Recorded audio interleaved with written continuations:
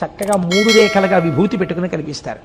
ఇలా ఒంటి విభూతి పెట్టుకోవడం అన్నది తమిళనాట మీరు చూడండి, చాలా మంది స్త్రీలు చక్కగా 3 రేఖలుగా విభూతి పెట్టుకుని కనిపిస్తారు.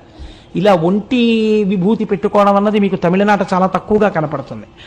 కాబట్టి అంత గొప్పదైనటువంటి విభూతి సమస్త కాలముల యందు ధరించాలని చెప్పడానికే శివానంద లహరిలో శంకరాచార్యులు వారు ఒక శ్లోకం చేశారు. ఆనందాశ్రుభిరాతెనోతి పులకం నిర్మల్యతశ్చాదనం వాచా శంఖముఖస్థితైశ్చ జఠరాపూర్తిం చరిత్రామృతైః రుద్రాక్షైర్భసితేన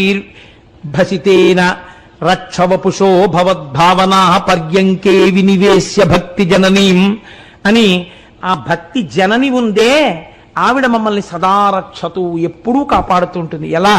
రుద్రాక్షైర్భసితేన, మెడలో రుద్రాక్షలను దాల్చుట, విభూతి పుండ్రములను పెట్టుకొనుట. సశాస్త్రీయముగా భస్మయందు ఈశ్వర విభూతిని చూస్తూ మంత్రముతో కొన్నాళ్లు శరీరమునకు పెట్టుకోగా ఏమైపోతుందో తెలుసా అండి? అంగన్యాస కరన్యాసములని మనకు అందుకే వచ్చాయి. శరీరమునందు అవయవములను దేవతలు ఆవహించి ఉంటారు. ఈ విభూతి ఆ దేవతలకి తగులుతుంది.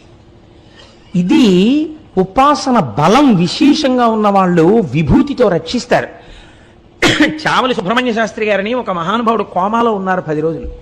ఆయన చంద్రశేఖర పరమాచార్య స్వామి వారికి శిష్యుడు. వాళ్ళ కుమారుడు వెళ్ళి అడిగారు, నాన్నగారు కోమాలో ఉన్నారండి, మిమ్మల్ని నమ్ముకున్న వాళ్ళం అంటే. ఆయన వెంటనే ఒక అరిటాకు అక్కడేసి ఆ అరిటాకు మీద తన ఒళ్ళు ఇలా దులిపారు. దులిపితే ఆయన ఒంటికున్న విభూతి ఆ అరిటాకు మీద పడింది. పడితే అది తీసి పొట్లం కట్టించి ఇది పట్టుకెళ్ళి మీ తండ్రి గారి యొక్క నోట్లో వేస్తే ఆయన వెంటనే లేస్తారు అన్నారు. అప్పటికి 10 రోజుల నుంచి కోమా. డాక్టర్స్ అన్నారు ఎట్టి పరిస్థితులలోనూ ఆయన బతకడు అని చెప్పేశారు. ఈయన పట్టుకెళ్ళి మాకు పరమాచార్య స్వామి వారి మీద ఉన్న నమ్మకం అండి అని ఆ విభూతి కొద్దిగా నీళ్లల్లో కలిపి 3 చుక్కలు అలా నోట్లో వేశారు. ఆయనకి కంఠం దాకా వెళ్ళగానే గుటకేసి ఠంగుని లేచి కూర్చున్నాడు. ఏమిట్రా ఇదంతా, ఇవన్నీ ఏమిటి హాస్పిటల్ అని. ఇది యథార్థంగా జరిగిన సంఘటన. ఒక్కొక్క మహాపురుషుడు విభూతి ధారణం అలా చెయ్యగలిగితే అదే ఔషధమై కూర్చుంటుంది.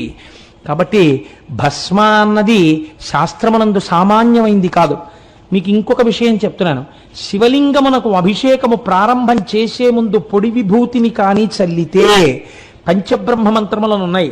సద్యో జాతం ప్రపద్యామి సద్యో జాతాయ వై నమో నమః భవే భవేనాతి భవే భవస్వమాన్ భవోద్భవాయ నమః ఓం వామదేవాయ నమో జ్యేష్ఠాయ నమః శ్రేష్ఠాయ నమః కాలాయ నమః అని పంచబ్రహ్మ మంత్రాలు చదువుతుంటారు.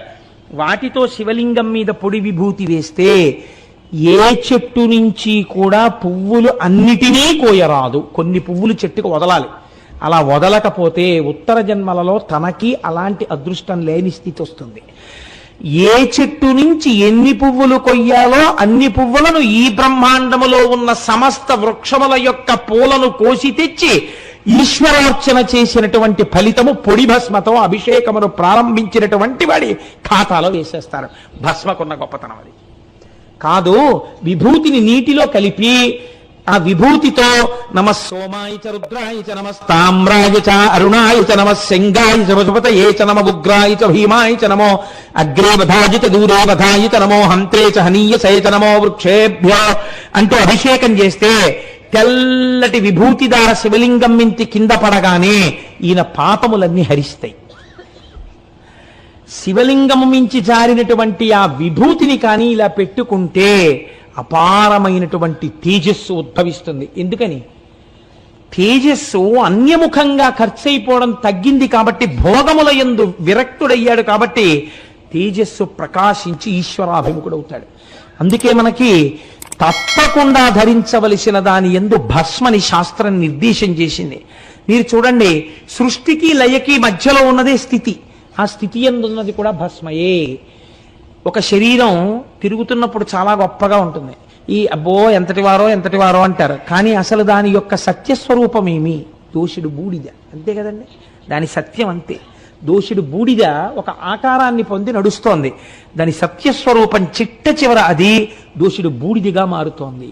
కాబట్టి మన వాళ్ళు జీవితంలో కోరుకున్నది ఏమిటంటే ఈ శరీరమునందున్నటువంటి పృథివీ గంగలో కలిసిపోవాలని కోరుకున్నారు, జ్ఞానగంగలో. అది నేను బతికుండగా జరగదేమోనని ఆ తరువాత ఉన్నటువంటి వారసులైనా కనీసం ఆ చితాభస్మాన్ని తీసుకెళ్లి త్రివేణీ సంగమంలోనూ గంగలోనూ కలిపేస్తుంటారు. మన వాళ్ళు భస్మయందు ఎంత పూనికతో ఉండేవో పూర్వతరాలు మీరు జ్ఞాపకం చేసుకుంటే భస్మ యొక్క వైభవము చెప్పడానికి ఎన్ని రోజులు చెప్పినా తరగదు. స్కందపురాణం బ్రహ్మోత్తరఖండంలో అయితే ఒక విచిత్రమైన విషయం ఉంది. ఒక బ్రహ్మరాక్షసుడు విభూతి పెట్టుకున్న వ్యక్తిని వచ్చి పట్టుకున్నంత మాత్రం చేత శాప విమోచనం అయిపోయింది. ఆయన పెట్టుకున్న భస్మ అలా పెట్టుకున్నాడు, అంత ఉపాసన బలంతో పెట్టుకున్నాడు. కాబట్టి ఆ భస్మ అంత గొప్పది. మీరు చూడండి, దీనితో పాటుగా మీరు రెండవది ఏది? రుద్రాక్ష. రుద్రాక్ష అనేటప్పటికీ ఎందువల్ల రుద్రాక్ష అంత గొప్పది? నేను మిమ్మల్ని ఈ ప్రశ్న వేశాను అనుకోండి, ఎందుకండి రుద్రాక్షకు అంత గొప్పతనం వచ్చింది అని అడిగితే సాధారణంగా మనం ఒక మాట చెప్తాం, ఇది దోషభూయిష్టం కాదు. ఏదో తపస్సు చేస్తున్నటువంటి శంకరుడి యొక్క కన్నుల వెంట కారినటువంటి జలబిందువులు భూమి మీద పడితే అవి రుద్రాక్ష చెట్లై పైకి లేచాయి. అందుచేత అవి ఈశ్వరుడి యొక్క తపోశక్తితో కూడిన కంటినీటి బిందువులు లోంచి ఉద్భవించినవి కాబట్టి అవి చాలా తేజస్ సంపర్కములై ఉంటాయి అని మన పెద్దలు నమ్ముతారు. ఇవి మీరు పశుపతినాథ లింగ దర్శనం చెయ్యడానికి నేపాల్ కాఠ్మండు వెడితే అక్కడ పశుపతినాథ్ దేవాలయంలో ఉంది రుద్రాక్ష చెట్టు. ఆ రుద్రాక్షలు అక్కడ చాలా విస్తారంగా దొరుకుతాయి. అవి ఏకముఖి నుంచి దశముఖి వరకు ఉంటాయి. అందులో 6 ముఖములు ఉన్నటువంటి రుద్రాక్ష కేవలముగా సుబ్రహ్మణ్య స్వరూపమే అని నమ్ముతారు పెద్దలు. అటువంటి ఏమంటే మీకు ఎవరిదండి ఆ సెల్ ఫోను? ఎవరిది ఆ cell phone?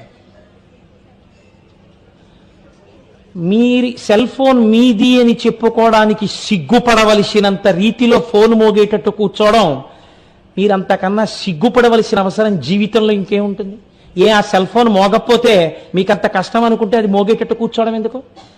Why can't you get lost? ఇక్కడి నుంచి మీరు ఎందుకు వెళ్ళిపోకూడదు? ఇంకొకరి తపస్సుని భగ్నం చేసే అధికారం మీకు ఎక్కడుంది? దీనివల్ల మీరు అనుభవించబోయేటటువంటి పాప ఫలితం అనుభవంలోకి వచ్చాక ఏడుస్తారు. అటువంటి పనులు చేయకండి. కాబట్టి రుద్రాక్ష నేపాల్ మొదలైనటువంటి ప్రాంతాల్లో ఈశ్వరుడు యొక్క తపస్సు వలన ఏర్పడినటువంటి కంటినీటి బిందువులలోంచి ఉద్భవించిన వృక్షమునకు కాసినవి. రుద్రాక్ష యొక్క గొప్పతనం ఏమిటో తెలుసా అండి? మీకు సృష్టిలో మధ్యలో తొర్ర ఉన్నటువంటి గింజ రుద్రాక్ష ఒక్కటే.